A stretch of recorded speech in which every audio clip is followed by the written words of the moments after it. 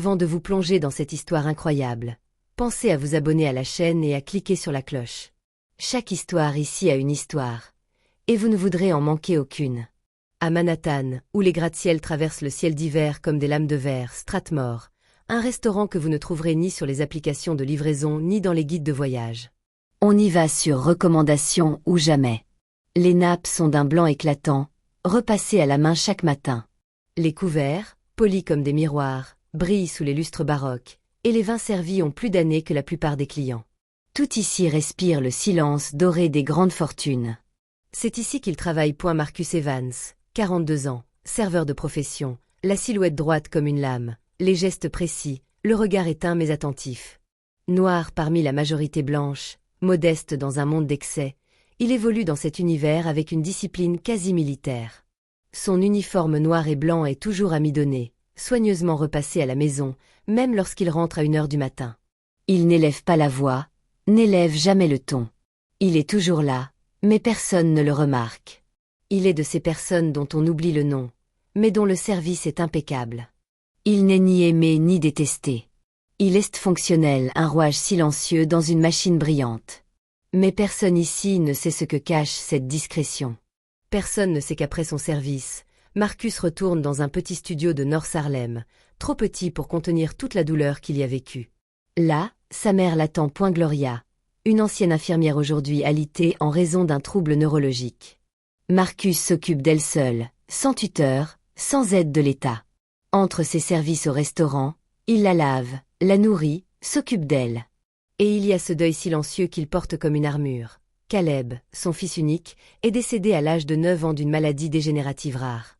5 ans de lutte entre les hôpitaux et les espoirs déçus. Depuis, Marcus n'a plus parlé de lui. Il garde sa tristesse en silence, parmi les gestes mécaniques de ses journées. Un soir de janvier, le vent siffle entre les tours, et la neige recouvre les trottoirs comme un manteau trop blanc pour cette ville trop sale. À l'intérieur, Strathmore contraste est saisissant. Chaleur, rires feutrés, assiettes dressées comme des tableaux, conversations chargées de mots qui sonnent comme des trophées. Marcus déambule entre les tables avec l'aisance d'un danseur. Et puis un mouvement attira son attention. Les portes s'ouvrent sur une personne que tout le monde connaît, même s'ils ne l'ont jamais vu. Richard Carter, fondateur Carter Tech, un magnate de la Silicon Valley, multimilliardaire, figure influente des milieux politiques et financiers. Grand, élégant, le regard glacial. Il entre comme on conquiert un territoire, sans demander la permission. 2 gardes du corps à ses côtés. Et un enfant. Le contraste est saisissant. Garçon, Ethan, il doit avoir une 10aine d'années, mais son corps ne tient pas. Il est frêle, recroquevillé dans son fauteuil roulant compliqué. Ses membres tremblent légèrement, sa tête sursaute, et ses yeux, grands et clairs, semblent chercher une issue invisible. Il ne parle pas. Ne crie pas. Il est là, mais il semble perdu dans ce monde de cristaux et de paroles creuses. Richard, quant à lui, est déjà au téléphone. Il s'assoit, donne des ordres vagues et ne regarde pas son fils. Il ne voit pas que l'enfant a du mal à tenir une cuillère. Il ne voit pas qu'il tremble de froid. Il ne voit rien. Plus Marcus, il voit tout. Comme toujours, il s'approche sans se faire remarquer. « Puis-je vous aider, jeune homme ?» Aucune réponse verbale. Mais les yeux d'Ethan le fixent. Dans ce regard, Marcus reconnaît immédiatement la souffrance. C'était Caleb quand il avait peur, quand il souffrait, quand il voulait parler mais que son corps refusait d'obéir. Marcus s'exécute. Dousement. Il replace la serviette du serveur, redresse l'assiette, coupe la viande en petits morceaux avec une précision infinie. Puis, voyant que les mains d'Ethan tremblent trop, il prend délicatement la cuillère. Et le nourrit. Pas comme un serveur. Comme un père. Le geste est simple. Profond.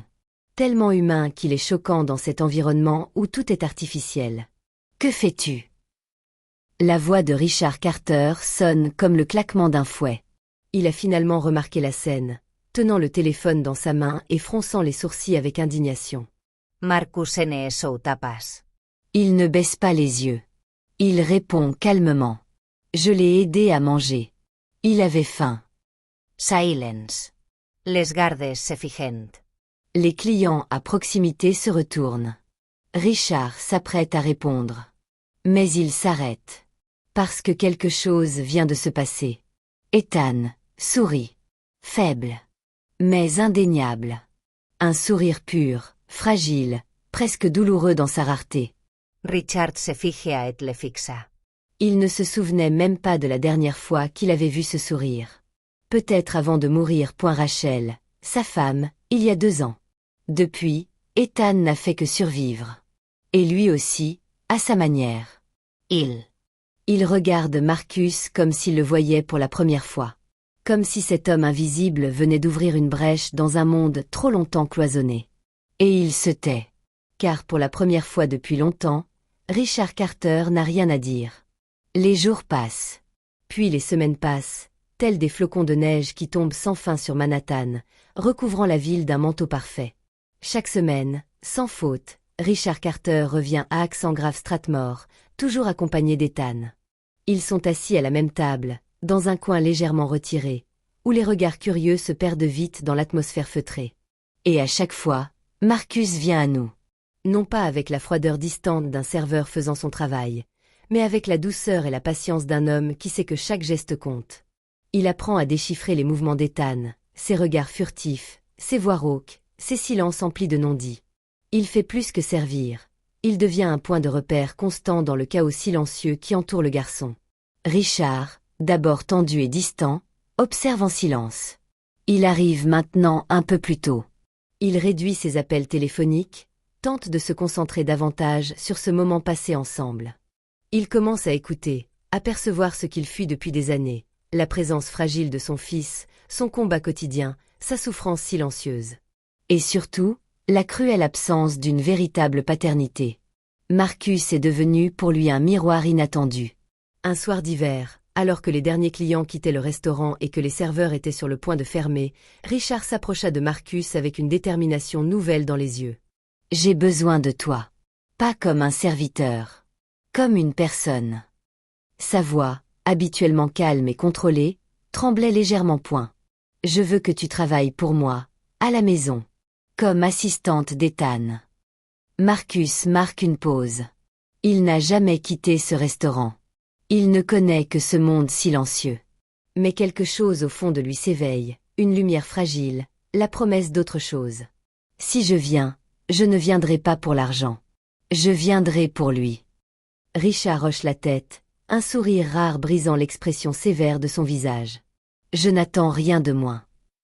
La maison Carter est une forteresse de luxe, une vaste demeure de verre et d'acier qui domine la ville. Mais sous son extérieur impeccable se cache une présence froide, presque inhumaine. Ethan erre tel un fantôme, perdu dans les couloirs silencieux, entre les pièces où résonne une vie disparue. L'arrivée de Marcus apporte un vent de fraîcheur. Avec lui, les habitudes changent. Il crée des rituels simples mais précieux, lecture d'histoire à des personnages imaginaires, promenade dans le jardin d'hiver, repas qui se transforment en moments sacrés où chaque bouchée devient une victoire. Il s'inspire de l'histoire de Caleb, son fils disparu, pour créer des récits qui font rire Ethan et lui donnent un instant une lueur qu'on croyait éteinte. Marcus transforme les couloirs froids en terrain de jeu et éveille peu à peu une tendresse que personne n'avait jamais offerte auparavant. Richard, de abord distant, observe en silence. Puis il commence à écouter, à poser des questions, à s'intéresser. Peu à peu, il se rapproche et renoue avec son fils. Il redevient père, maladroit mais sincère. Un soir, Richard entre dans la pièce où Marcus chante doucement une berceuse que personne n'a entendue depuis longtemps. Apaisé, Ethan ferme les yeux. « Tu as perdu ton fils, n'est-ce pas ?» Richard chuchote, la voix brisée. Marcus hoche lentement la tête, les yeux embués. Il s'appelait Caleb. Il avait ce même regard. Comme s'il voyait des mondes que nous ne pouvions pas comprendre. Richard baisse les yeux, profondément ému. « Je suis désolé. » Mais Marcus secoue fermement la tête. « Ne t'excuse pas. Mais sois là. Tu as toujours le tien. » Ce soir-là, pour la première fois depuis des années, Richard Carter serra son fils dans ses bras, sans complexe ni retenue. Et pour la première fois depuis longtemps, il pleura. De vraies larmes, pleines de regrets, d'amour et d'espoir. Quelques mois après son arrivée chez les Carter, Marcus reçoit une lettre, soigneusement glissée sous la porte de son modeste appartement. Le papier est épais, le timbre élégant, Mais l'enveloppe ne porte aucun nom, juste un simple timbre gravé de 2 noms, Caleb et Ethan. Dans cette lettre, il reçoit un message clair et modeste concernant une décision qui changera bien plus que leur quotidien. Richard Carter a secrètement décidé d'utiliser une partie de son immense fortune pour fonder une organisation. La fondation porte désormais les noms de ses 2 enfants, son fils Ethan et Caleb, le fils perdu de Marcus. Une institution destinée à soutenir les enfants handicapés issus de familles défavorisées, en leur offrant soins, éducation, réadaptation et surtout, dignité. Richard a décidé de ne pas signer le document ni d'apparaître dans les médias. La fondation n'est pas destinée à honorer sa fortune, mais à rendre un hommage silencieux à ce que ses 2 enfants ont représenté dans sa vie et celle de Marcus. Le jour de l'ouverture, la grande salle de la fondation était remplie d'espoir et de sourires. Journalistes, familles, médecins, enseignants tous étaient réunis pour célébrer ce nouveau départ. Marcus, debout devant le micro, sent son cœur battre plus fort. Il n'est plus un serviteur invisible, mais le témoin d'une profonde transformation. Sa voix, d'abord hésitante, prend de la force. Je n'étais qu'un serveur. Un homme que personne ne voyait vraiment. Invisible dans un monde où seule l'apparence et l'argent comptaient. Mais un jour, j'ai nourri un enfant. Un simple acte de gentillesse, de patience. Et ce geste a changé 2 vies. La sienne et la mienne. Un silence respectueux régna dans la salle. Puis Richard Carter, également présent, s'avança sans arrogance, avec une rare sincérité. J'ai bâti un empire, j'ai accumulé des richesses que beaucoup envient. Mais c'est Marcus, un homme que je n'ai jamais admiré, qui m'a appris ce que signifie être un homme.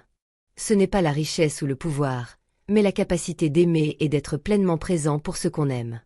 Les années passent. Ethan grandit et s'épanouit, porté par l'amour qu'il trouve et l'attention qu'il reçoit. Aujourd'hui, adolescente, sa voix douce mais ferme se fait entendre lors d'une cérémonie célébrant le succès de la fondation qui porte son nom. À la foule excitée, il a déclaré « Marcus m'a donné quelque chose que même l'argent de mon père ne pouvait acheter. Quelque chose que les machines, la technologie, les soins ne peuvent remplacer. Il m'a donné ce dont j'avais le plus besoin, l'amour. » Dans la foule, Richard Carter, autrefois un titan froid et inaccessible, a les larmes aux yeux. Il sait que ce serveur, cet homme simple aux gestes humbles, lui a donné sa plus grande leçon.